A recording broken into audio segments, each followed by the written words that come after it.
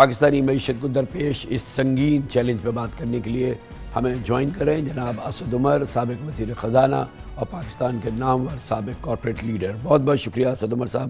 فرمائیے گا کہ آپ کے نزدیک سب سے بڑی وجہ کیا ہے، کیوں ہمارے یہاں پاکستان میں بیرونی سرمایہ کاری برائے نام ہو رہی ہے بلکہ ہو ہی نہیں رہی ہے؟ اتنا لاس آف کانفیڈنس یا اعتماد نہ ہونا پاکستان پر، اس کی کیا وجہ ہے؟ کیونکہ ہمارے اطراف میں تو بیرونی سرمایہ کاری بہت ہو رہی ہے اور ہمارے یہاں مگر برائے نام بھی نہیں ہو رہی۔ جی کامران بھائی، اس کی دو تین وجوہات ہیں۔ ایک جو سب سے بڑی وجہ یہ ہے، جس کی سب سے بڑی وجہ کہنا چاہیے، ایک بہت بڑی وجہ یہ ہے جس کا بہت ذکر بھی کیا جاتا ہے کہ کاروبار کرنے کی مشکلات پاکستان کے اندر جو ہیں، جو ایک ورلڈ بینک کا as of doing business index بھی ہوتا ہے، یعنی کسی ملک کے اندر ایک کاروبار کو بنانے کے لیے اور اس کے بعد اس کو چلانے کے لیے کتنی آسانی ہے، یہ کتنی مشکلات ہیں، تو اس کے اندر آپ دیکھتے ہیں کہ پاکستان جو ہے ان ممالک کی فہرست میں آتا ہے جہاں کاروبار کرنا مشکل ہے۔ اور اس کا نتیجہ یہ ہے کہ صرف بیرونی سرمایہ کاری نہیں ہے، ہم بیرونی جو اس کی وجوہات ہیں اس پہ آتے ہیں، لیکن ابھی جو پچھلا یہ سال جو چل رہا ہے، جاری سال، اس کا جو تخمینہ لگایا گیا ہے پاکستان میں سرمایہ کاری کا مجموعی طور پہ، وہ 13.1% ہے معیشت کے سائز کا، جو پچھلے 50 سال کی سب سے کم سرمایہ کاری کی سطح ہے۔ تو یعنی پاکستانی نہیں انویسٹ کر رہا، تو یہ صرف وہ نہیں ہے کہ باہر پاکستان کا امیج اچھا نہیں ہے یا پاکستان باہر اپنے آپ کو مارکیٹ اچھا نہیں کر رہا، جو پاکستان میں بیٹھے ہوئے ہیں، جو پاکستانی ہیں، جو سب سمجھتے ہیں، انہوں نے بھی اپنا ہاتھ کھینچا ہوا ہے۔ اور اس کی بھی ایک سے زیادہ وجوہات ہیں۔ ایک تو جیسے میں نے کہا کہ ایف پی آر کے مسائل، بجلی کے مسائل، بجلی جو مہنگی ہوتی چلی گئی ہے وہ ایک بہت بڑی وجہ بنتی جا رہی ہے، خاص طور پہ مینوفیکچرنگ کے لیے، کہ آپ مقابلہ کیسے کریں گے جب بجلی کی قیمتیں اتنی تیزی سے بڑھتی چلی جائیں گی۔ پورا اس کے اوپر میں نے ایک آرٹیکل بھی لکھا ہے، وہ ایک بہت بڑی وجہ بنتی چلی جا رہی ہے اس کے۔ اور اس سب کے اوپر ایک سیاسی بحران، ایک ہیجان کی کیفیت، ایک غیر یقینی صورتحال جو ہے، تو یہ تمام چیزیں مل کر ایک صورتحال ایسی پیدا کر رہی ہے جہاں سرمایہ کاری حکومت پوری کوشش کرتے ہوئے بھی مشکلات کا سامنا کر رہی ہے۔ آخری جو فورن انویسٹمنٹ سے ریلیٹڈ جو میں آپ کو خاص طور پہ جس کا ذکر کرنا چاہتا ہوں، جس کے اوپر بالکل بات نہیں ہوتی ہے، لیکن دنیا میں اس وقت زیادہ تر جو ملٹی نیشنلز ہیں جو ڈومینیٹ کرتی ہیں، بشمول نئی جو ٹیکنالوجیز ہیں ان کی، بٹ اس کے علاوہ بھی پرانی فائنینشیل سروسز کے اندر، مینوفیکچرنگ کے اندر، کیمیکل پیٹروکیمیکل انڈسٹری کے اندر، وہ مغربی دنیا سے تعلق رکھتی ہے۔ ہمارا مغربی دنیا کے ساتھ رشتہ آہستہ آہستہ آہستہ کمزور ہوتا چلا گیا ہے، اور خاص طور پہ یورپ کے ساتھ تو ہمارا بہت ہی کمزور رشتہ ہے، ہماری فارن پالیسی میں بھی اس کو ہم اہمیت نہیں دیتے، اور نتیجتاً آپ نے یہ دیکھا ہے کہ نئی کمپنیاں تو آنا دور کی بات، جو پہلے پاکستان میں کام کر رہی تھیں، دنیا کے سب سے بڑے بینکس یہاں پہ کام کر رہے تھے، ایک ایک کر کے زیادہ تر وہ چلے گئے، پاکستان میں آئل مارکیٹنگ کمپنیز چلی گئیں، کیمیکل کمپنیز چلی گئیں، ایئر لائنز جتنے یہاں پہ ویسٹرن آپریٹ کرتی تھی انہوں نے آپریشن کم کر دیے۔ یہ ایک بہت بڑا کرائسس ہے جس کی طرف ہم توجہ نہیں دے رہے۔ تو یہ 3-4 مختلف چیزیں مل کے نتیجہ وہ نکل رہا ہے جو آپ نے بالکل درست کہا کہ صرف ایک سال کی بات نہیں ہے۔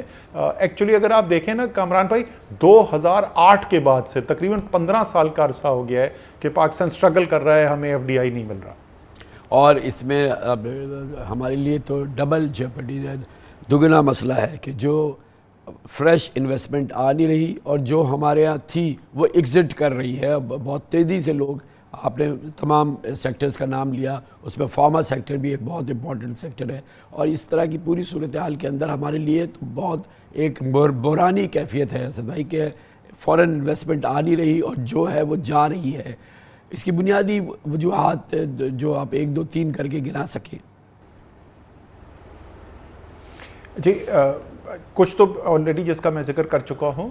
دوسرا جو ایک اور چیز جس کی وجہ سے پاکستان میں اب سرمایہ کاری آنے میں پرابلم ہو رہی ہے کہ بحیثیت مجموعی پاکستان کی معیشت وہ چیزیں پیدا نہیں کر رہی ہیں جس کی عالمی منڈی میں ضرورت ہوتی ہے۔ تو پاکستان میں جو انویسٹمنٹ کے لیے دیکھتا ہے تو وہ صرف پاکستان کی مارکیٹ کو دیکھتا ہے۔ پاکستان کی مارکیٹ ٹوٹل کوئی 300-350 بلین ڈالر کی مارکیٹ ہے۔ عالمی منڈی جو ہے وہ 80 ट्रिलियन डॉलर से ज़्यादा बड़ी मार्केट है, तो तकरीबन 100 ट्रिलियन के करीब शायद पहुंच गई है। तो वो जो इतना बड़ा सैलाब है उसके अंदर जो जिन चीज़ों की तजारत हो रही है, पाकिस्तान उसका हिस्सा ही नहीं है। तो एक बहुत छोटा सा स्लाइस है जो पाकिस्तान की मार्केट है। तो पाकिस्तान में जब कोई सरमायाकारी के लिए देखता है तो सिर्फ उन चीज़ों को, उन इंडस्ट्री को देखता है जहाँ के पाकिस्तान के अंदर खपत है। तो पाकिस्तान में इस वक्त मल्टीनेशनल ऑपरेट कौन सी कर रही हैं, जो कोका कोला बेचती है या पेप्सी कोला बेचती है या टॉफ़ियाँ बना रही है, यानी कंज्यूमर प्रोडक्ट्स बेसिकली, क्योंकि 25 करोड़ लोग हैं तो खपत जो है कंज्यूमर प्रोडक्ट की हो जाती है। टेक्नोलॉजी का कोई बेस नहीं है यहाँ पे, इलेक्ट्रॉनिक इंडस्ट्री है नहीं। तो जब तक आप मईशत को मजमूई तौर के ऊपर इस नई दुनिया की जो हकीकत है, एक नॉलेज इकोनॉमी है, ज़्यादा एक वैल्यू एडेड इकोनॉमी है दुनिया, आप उसकी तरफ नहीं लेके जाएंगे तो पाकिस्तान की तरफ कोई क्यों देखेगा। तो ये जो अभी अब की सूरत हाल है असद भाई, इसको कैसे हम आनन फानन तो ठीक नहीं कर सकते। हमारे साथ तो मसला ये है कि जो हमारे डोनर दोस्त हैं, जो कि सऊदी अरेबिया, कतर, यूएई, वो भी जब है वो उनकी तरफ से प्लेजेस तो ज़रूर आते हैं, मगर हम अमली सरमायाकारी नहीं देखते, जिसकी खुद वजाहत की है वज़ीर आज़म साहब ने कि हमारे पास मंसूबे नहीं हैं। और अब शायद दुनिया वो डोनर मेंटालिटी से बाहर है। वो अब हम खुद भी कहते हैं कि हमें अतिया ना दो, हमें हमारे यहाँ सरमायाकारी करो। इसके लिए लगता ये है कि हम बिल्कुल बुरी तरह से तैयार नहीं हैं सही तरह से।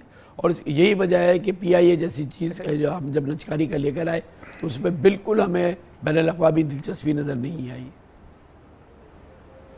साइज़ ही कोई नहीं ना मार्केट का आपके बीच का प्रॉब्लम। इनका जो मशरिक़ वस्ता के ममालिक हैं, इनका ख़ास तौर पे एक और मसला है, और वाकई में कतर ने भी इंटरेस्ट कई साल से शो किया है, वो वाकई पाकिस्तान में सरमायाकारी करना चाहते हैं। सऊदी अरेबिया ने तो बहुत ज़्यादा इंटरेस्ट लिया है।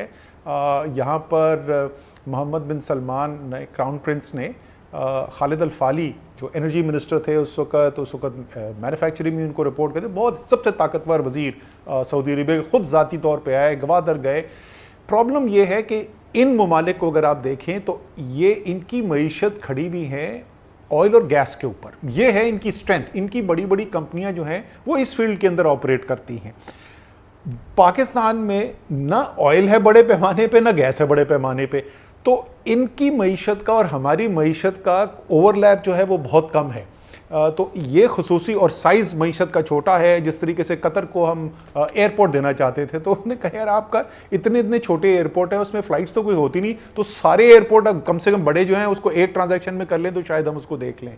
सो एक से ज़्यादा मसाइल हैं जैसे मैंने आपको कहा, लेकिन असल बात ये, इसकी जड़ इस तमाम जो मैं बातें कर रहा हूँ, आपकी मईशत बेहतरी की तरफ जाएगी, आप दूररस फैसले करना शुरू करेंगे। आपने बिल्कुल सही बात की। अगर आप इजाज़त दें कि असल जड़ पे आप पहुँचें कि ये काम आनन फानन होने वाले नहीं है।